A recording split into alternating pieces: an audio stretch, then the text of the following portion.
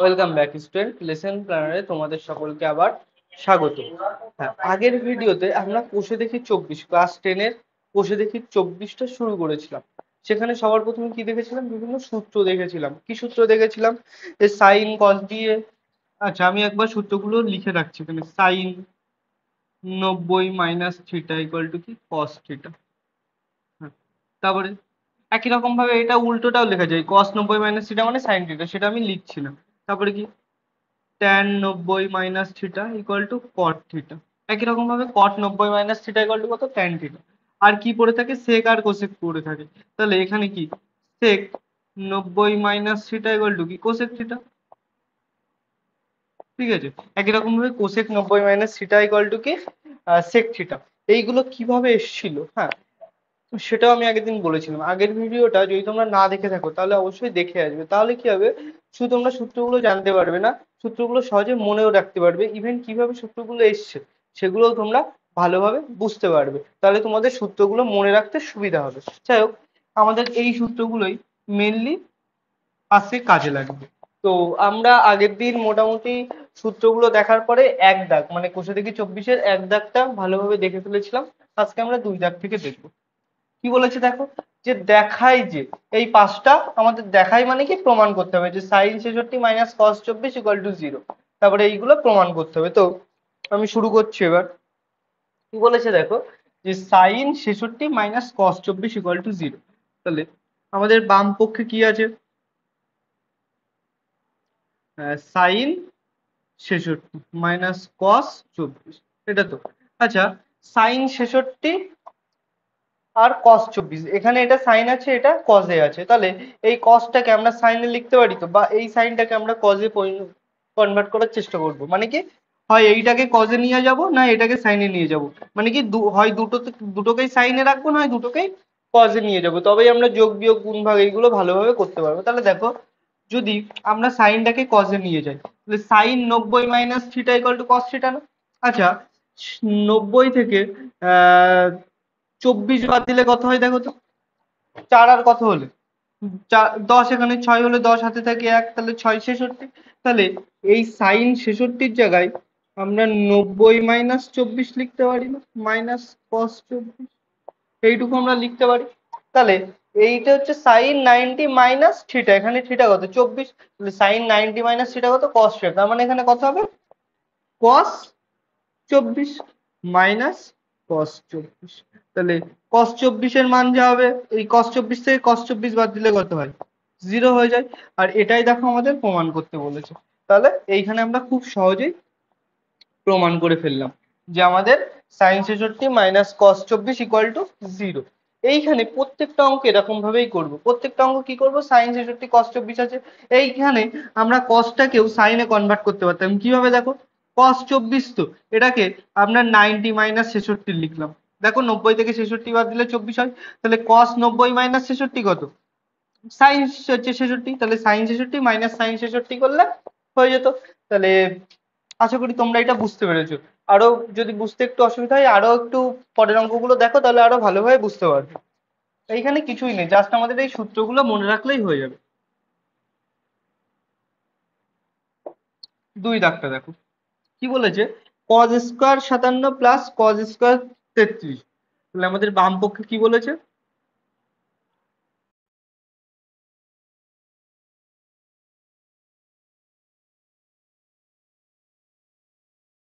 Cos square 33, তাহলে এইটা বলে দিয়েছে। দেখো এটা কিভাবে করব। আমরা একটা সূত্র আগে জেনেছিলাম। কি সূত্র জেনেছিলাম? যে ওটা আমরা আগেই জেনেছি যে sine square theta plus cos square theta equal to 1। কিন্তু এখানে দেখো দুটোই কজ আছে। তাহলে আমরা দেখবো চেষ্টা করে যে এরকম সূত্রে এটাকে নিয়ে আসা যায় কিনা। তার জন্য প্রথমে কি করব, এই কসটাকে সাইনে নিয়ে আসার চেষ্টা করবো, বা এই কসটাকে সাইনে নিয়ে আসার চেষ্টা করবো। আমি প্রথমটাকেই নিয়ে আসছি। দেখো, আহ এখানে দেখো 33 আর 57 আছে, এই দুটো যোগ করলে কত হয়? 90 হয় না? তার মানে আমরা একটা জিনিস বলতে পারি, 90 মাইনাস 33 ইকুয়াল টু কত? 57। তাই তো? তাহলে এই 57-র জায়গায় আমরা কজ স্কোয়ার 90 মাইনাস 33 লিখতে পারি না? Plus cos square 33। এটা লিখলাম। তাহলে কজ স্কোয়ার 90 মাইনাস 33, তাহলে জাস্ট 57 জায়গায় কি লিখলাম, 33, 90 মাইনাস 33 লিখলাম। এবার আমাদের সূত্র কি, যে sine 90 minus theta equal to cos theta, একই রকম ভাবে কি বললাম, যে cos 90 minus theta equal to কি সাইন থিটা, তাই তো। তাহলে এখানে স্কোয়ার আছে, তাই অটোমেটিক্যালি এখানে কি হবে, সাইন স্কোয়ার থিটা, থিটা কত এখানে 33 প্লাস কজ স্কোয়ার 33, তাই তো। তাহলে দেখো সাইন স্কোয়ার থিটা যোগ কজ স্কোয়ার থিটা কত হয়, থিটার মান যাই হোক, থিটার মান 0 হতে পারে, 1 হতে পারে, 2 হতে পারে, 10 হতে পারে, 30 হতে পারে, 33ও হতে পারে, যাই হোক কত হবে, এর ভ্যালু 1 হবে। তাহলে সাইন স্কোয়ার থিটা যোগ কজ স্কোয়ার থিটা 1, তাই সাইন স্কোয়ার 33 যোগ কজ স্কোয়ার 33 কত হবে 1। তাহলে এটাই আমাদের প্রমাণ করতে বলেছে, ঠিক আছে। তাহলে এটা আমাদের প্রমাণিত, এইভাবে লিখে দিলে অঙ্কটা কমপ্লিট হয়ে গেল। এই অঙ্কগুলো খুব সহজ, এরকম একটা অঙ্ক পরীক্ষায় আসার চান্সও থাকে, 3 নম্বরে না দিলেও 2 নম্বর বা 1 নম্বরে শর্ট কোশ্চেনও আসতে পারে এই অঙ্কগুলো। তাহলে জাস্ট কিছুই করব না, আমরা এইরকম দুটো জিনিস থাকলে যে কোনো একটাকে 90 মাইনাস থিটা করে এইভাবে সূত্রের আকারে বের করার চেষ্টা করব। তো 3 দাগটা এবার দেখে নাও।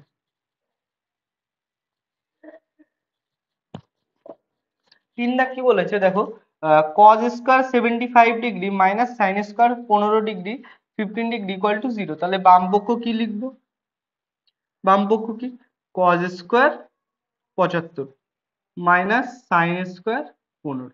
আবার একই রকম ভাবে দেখো এইখানেও তাই। আচ্ছা, হঠাৎ করে আমরা এই সূত্রটা কেন ইউজ করব সেইটা আর একবার বুঝে নাও। এইটা কেন ইউজ করবো আমরা আগের ভিডিওতে বলেছি। এই চ্যাপ্টারের নাম কি, পূরক কোণের ত্রিকোণমিতিক অনুপাত। কি নাম, পূরক কোণের ত্রিকোণমিতিক অনুপাত। হ্যাঁ, এবার পূরক কোণ মানে কি, আমি আগের ভিডিওতে খুব ভালোভাবে বলেছিলাম, আজকে খুব দ্রুত একটু বলে দিচ্ছি রিভিশনের জন্য, যে যখন দুটো কোণের যোগফল 90 ডিগ্রি হয় তখন ওই দুটো কোণ পরস্পরের পূরক কোণ হয়। মানে কি, ত্রিভুজের আগে ধরো একটা কোণ, এবার এখান থেকে একটা দাগ আছে, মানে কি এ একটা কোণ আর এ একটা কোণ। এবার ধরো এই পুরো কোণটা 90 ডিগ্রি, পুরো কোণটা কত 90 ডিগ্রি।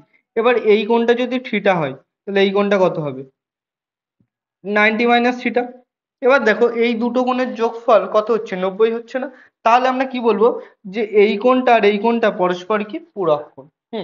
তাহলে কি বলবো, পূরক কোণ। তাহলে এইখানে আমরা ত্রিকোণমিতিতে কি জেনেছি, যে আমাদের এখানে একটা জিনিস নিয়েই আমরা সব কাজ করব, সেই জিনিসটার নাম কি, সমকোণী ত্রিভুজ। আর সমকোণী ত্রিভুজ কাকে বলে, যার তিনটে কোণের এই সরি, যার একটা কোণ 90 ডিগ্রি, আর সেই এই কোণটাকে আমরা 90 ডিগ্রি ধরলাম। তাহলে এই কোণটাকে 90 ডিগ্রি ধরলে এইটাকে আমরা কি ধরি, অতিভুজ বলি। আর এই কোণটাকে যদি আমরা থিটা ধরি তাহলে এই কোণটার সাপেক্ষে এইটা ভূমি আর এটা লম্ব, তাই তো, এটা লম্ব। তাহলে এবার দেখো এইটা 90 ডিগ্রি, এটা থিটা, তাহলে এইটা কত হবে বলো তো, ত্রিভুজের তিনটি কোণের সমষ্টি কত, 180 ডিগ্রি। তার মধ্যে যদি এইটা 90 ডিগ্রি হয়ে যায় তাহলে এই কোণটার আর এই কোণটার যোগফল কত হয়, 90 হয়। কারণ পুরো এই তিনটের যোগফল 180, তার মধ্যে এইটা বাদ দিলাম, তাহলে 180 থেকে 90 বাদ দিলে 90। তাহলে এই কোণটার এই কোণটার যোগফল কত, 90 ডিগ্রি। তাহলে এখানে এই দুটো কোণের যোগফল কত হচ্ছে, 90 ডিগ্রি। তার মানে কি, এই দুটো কোণ পরস্পর কি কোণ, পূরক কোণ। এই দুটো কোণ কি কোণ, পরস্পর পূরক কোণ। এবার এই কোণটা যদি থিটা হয় তাহলে এই কোণটা কত, 90 মাইনাস থিটা, ঠিক আছে। এইবার দেখো এই অঙ্কের ক্ষেত্রে এইটা আর এটা যোগ করো, দেখো কি আসছে, 90 আসছে। 75 আর 15 যোগ করলে কত হয়, 90 ডিগ্রি। তাহলে আমরা কি বলেছিলাম, যে কোনো অঙ্কে যদি দুটো কোণের যোগফল আমরা 90 হয়, হ্যাঁ, তখন আমরা এই সূত্রটা ব্যবহার করার চেষ্টা করব। সেখানে এই সূত্র ব্যবহার করে হবে এরকম কোনো মানে নেই, কিন্তু তোমাদের এই ক্লাসে ম্যাক্সিমাম অঙ্ক যেখানে দুটো কোণের যোগফল 90 দেখতে পাবে সেইখানে এই সূত্রগুলো প্রয়োগ করতে হবে, করলেই তোমাদের অঙ্ক হয়ে যাবে। তাহলে তোমরা হঠাৎ করে কেন এই যে সূত্রটা ইউজ করব, কিভাবে বুঝবো আমরা এই সূত্রটা ব্যবহার করব, সেটা আশা করি বুঝতে পেরেছো। তাহলে cos 75 ডিগ্রি আছে, তাহলে এইটাকে সাইনে নিয়ে যাওয়ার চেষ্টা করি। তাহলে দেখো আহ cos স্কোয়ার 75টাকে আমরা 90 মাইনাস 15 লিখতে পারি, মাইনাস সাইন স্কোয়ার 15। তাহলে cos 90 মাইনাস 15, cos 90 মাইনাস 15, তাহলে কত হয়, সাইন 15। তাহলে সাইন 15, আর এখানে যেহেতু স্কোয়ার আছে তাই এখানে স্কোয়ার দিলাম, মাইনাস সাইন স্কোয়ার 15। তাহলে এই দুটো বিয়োগ করলে কত হয়, 0 হয়ে যায়। আমাদের দেখো এটাই প্রমাণ করতে বলেছে। তাহলে আমরা 3 দাগটাও করে ফেললাম। তাহলে অঙ্কগুলো এতটাই সহজ, বুঝতে পারছো কতটা সহজ। এবার 4 দাগটা করছি, দেখো cosec square 48 minus tan square 42। বাম পক্ষে এখানে কি বলেছে, এটা 4 দাগ। হ্যাঁ, কি বলেছে, cosec square 48 minus tan square 42, এটা সমান সমান 1 প্রমাণ করতে বলেছে। আবার কি করব, আচ্ছা এবার দেখো কোসেক 90 মাইনাস থিটা মানে তো সেক থিটা, বা সেক 90 মাইনাস থিটা মানে কি কোসেক থিটা, আবার ট্যান 90 মাইনাস থিটা মানে কট থিটা। তাহলে দেখো এখানে আগের গুলো কি কজ আর সাইন ছিল, তাই হচ্ছে কসটাকে আমরা সাইনে নিয়ে গিয়ে বিয়োগ করছিলাম, বা সাইনটাকে কজে নিয়ে গিয়ে যোগ করছিলাম, এরকম বিভিন্ন জিনিস আসছিল। কিন্তু এখানে দেখো এটাকে এটাকে যদি আমরা 90 মাইনাস থিটা করি, তার আগে দেখো এই দুটোর যোগফল 90 ডিগ্রি। তার মানে আমরা এখানে বুঝতে পারছি যে এই সূত্রগুলো আমরা প্রয়োগ করতে পারবো। হুম, কিন্তু এখানে কোনটার উপরে প্রয়োগ করব, কোসেকের উপরে প্রয়োগ করবো না ট্যানের উপরে প্রয়োগ করবো, যার উপরেই প্রয়োগ করো একই ব্যাপার। দেখো কোসেক স্কোয়ার 48টাকে আমরা 90 মাইনাস 42 লিখতে পারি, মাইনাস ট্যান স্কোয়ার 42, তাই তো। তাহলে কোসেক 90 মাইনাস থিটা মানে কি, সেক 90 মাইনাস থিটা মানে কোসেক থিটা, তার মানে উল্টোটাও আমি কি বলেছি যে কোসেক 90 মাইনাস থিটা মানেও কি হবে, সেক থিটা হবে। তাহলে এখানে আমাদের সেক থিটা হবে সেক 42 ডিগ্রি, তাহলে এখানে স্কোয়ার আছে তাই স্কোয়ার দিলাম, মাইনাস ট্যান স্কোয়ার 42 ডিগ্রি। আচ্ছা, এবার আমাদের আবার পুরনো একটা সূত্রে চলে যেতে হবে। এখানে যেমন sign square theta plus cos square theta একদম প্রথম দিকে পড়েছিলাম, সেই সময় আরো দুটো সূত্র পড়েছিলাম। কি পড়েছিলাম, sec square theta minus tan square theta equal to কত, 1। তাহলে এখানে দেখো sec square 42 minus tan square 42, তাহলে এখানে থিটার জায়গায় কত আছে, 42 আছে, তাই এটাও সমান সমান কত হবে, 1। আর এটাই আমাদের প্রমাণ করতে বলেছে। তাহলে 4 দাগটাও আশা করি তোমরা বুঝতে পেরে গেছো। এবার 4 দাগটাও কমপ্লিট হয়ে গেল। তাহলে আমি এবার মুছে দিয়ে 5 দাগটা করছি, তোমরা চাইলে স্ক্রিনশট নিয়ে নিতে পারো।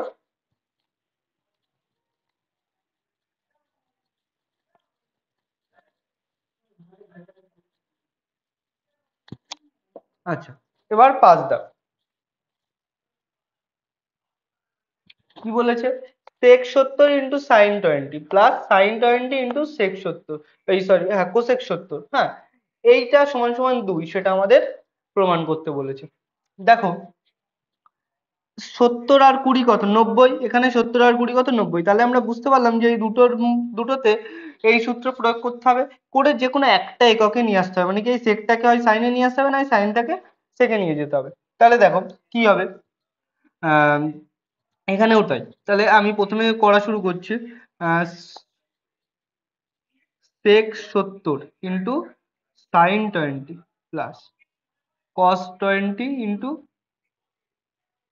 কোসেক 70। তাহলে দেখো এই সেকটাকে যদি আমি সেকটাকে যদি আমি চেঞ্জ করি, তাহলে কি হবে, সেক 70টাকে আমরা কি 90 মাইনাস 20 ইন্টু সাইন 20 প্লাস এইখানে কোসেক আর কজ আর হচ্ছে কোসেক আছে, তাহলে কোনটাকেই কজটাকেই করি, তাহলে কজ 20টাকে আমরা 90 মাইনাস 70 লিখতে পারি ইন্টু কোসেক 70। দেখো সেক 90 মাইনাস থিটা মানে কি কোসেক থিটা, তাহলে এখানে কোসেক 20 হবে into sine 20 plus cos 90 minus theta মানে কত, সাইন থিটা, তাহলে এখানে কত হবে, সাইন 70 গুণ কোসেক 70।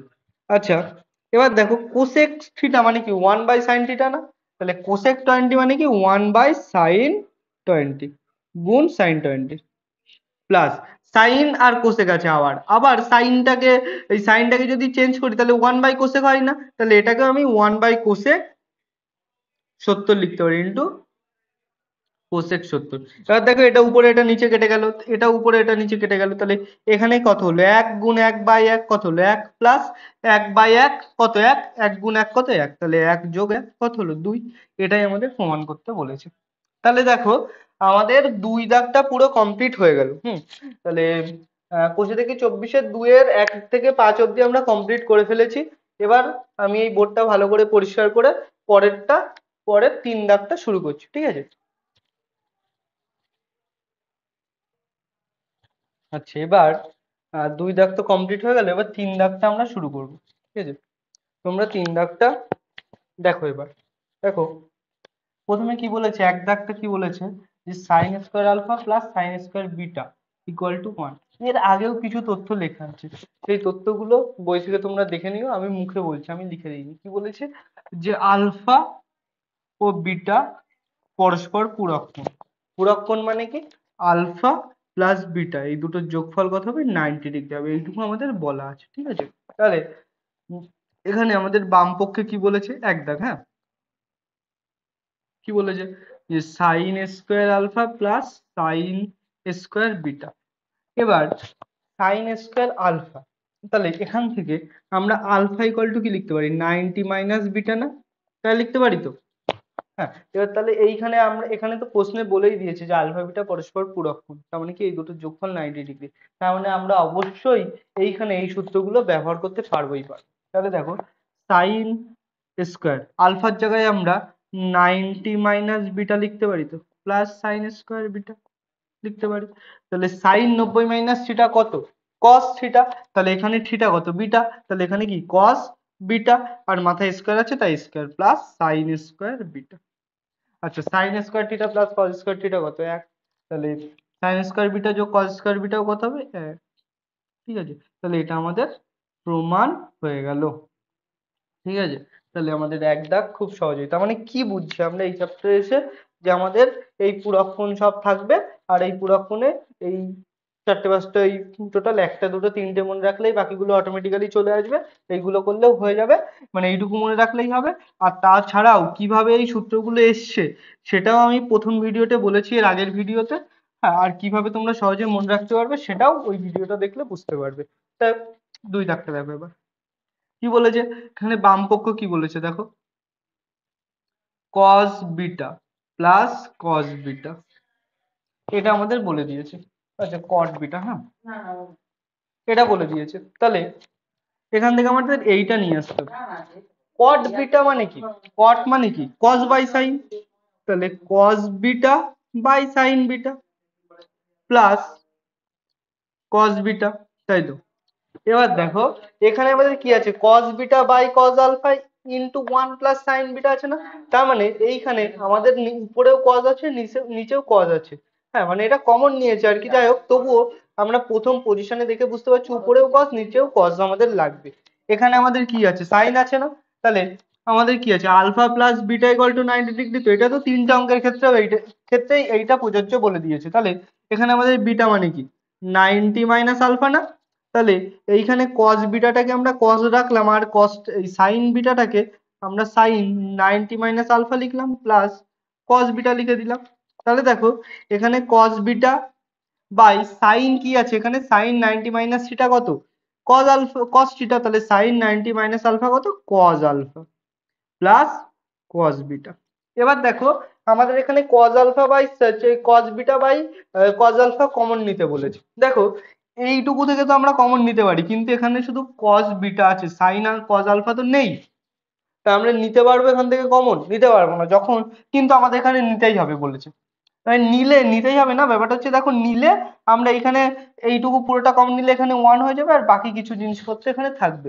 আমরা সেটাই আপাতত বুঝতে পারছি। তাই এখানে আমরা একটা কাজ করব, উপর নিচে আমরা কজ আলফা গুণ করে দিলাম। এখানে আমার লিখে নেবে তোমরা যে উপর নিচে কজ আলফা গুণ করে পাই। তাহলে এটা এটা কেটে গিয়ে ব্যালেন্স হয়ে গেল। তাহলে এখানে cos beta by cos alpha আমরা দুটো থেকেই কমন নিতে পারি তো? নিয়ে দেখি, কালিটা কমে গেছে। Cos beta by cos alpha common নিলাম, তাহলে এখানে শুধু 1 পড়ে থাকলো, প্লাস এই পুরোটা তো চলে গেল, তাহলে এখানে কি পড়ে থাকলো? শুধু কজ আলফা পড়ে থাকলো।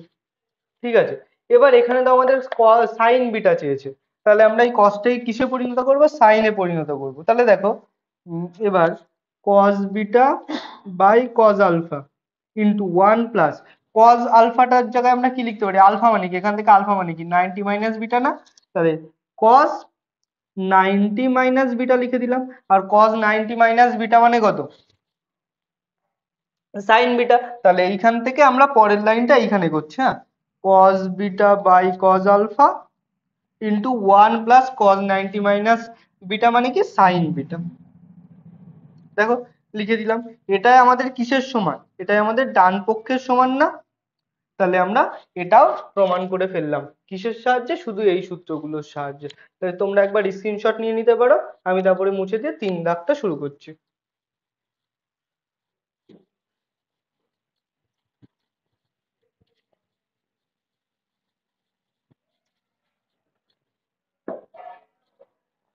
3 দাগ। কি বলেছে? sec alpha by cos alpha minus cot square beta.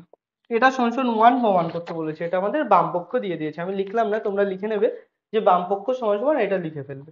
আচ্ছা, এই পাশে আমাদের 1 প্রমাণ করতে হবে। আচ্ছা, cos এই cos থিটা মানে কি 1 বাই sec থিটা না? একই রকম ভাবে কি cos থিটা মানে কি জানি 1 বাই sec থিটা। হ্যাঁ, তাহলে একই রকম ভাবে 1 by sec theta equal to কি cos থিটা না? তাহলে একই তো লিখে ফেললাম, যাই হোক। এখানে 1 বাই cos আছে, তাহলে 1 বাই cos থিটা মানে কি হবে sec থিটা হবে তো। তাহলে 1 বাই cos এর জায়গায় আমরা কি লিখতে পারি sec থিটা, তাহলে sec আলফা তো অটোমেটিক আছে। আর 1 বাই cosটাকে আমরা আবার sec আলফা লিখে নিলাম minus cot square beta. sec into sec কত sec square alpha minus cot square beta আছে। আচ্ছা, আমাদের একটা সূত্র এখন মনে পড়ছে, এইটুকু দেখেই sec আর tan দিয়ে একটা সূত্র মনে পড়ছে না, যে sec square theta minus tan square theta equal to 1।